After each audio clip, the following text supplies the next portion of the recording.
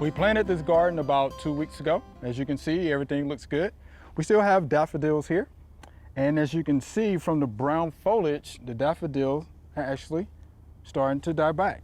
That means that those nutrients have been pulled back into the bulb. So what we're going to do here is we're going to clean it up a little bit by just pulling them out. Looks like a lot of this has died back, so I'll go ahead and pull that out. Look at that. A lot of this is still green, so it's not quite ready yet. So we'll come back maybe in a few weeks and check on it.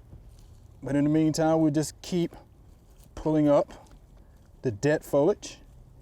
And again, that just signals to me that those nutrients have been moved back into the bulb. Yeah, so let the energy, the nutrients go back to the bulb so it can have enough stored energy to grow next year.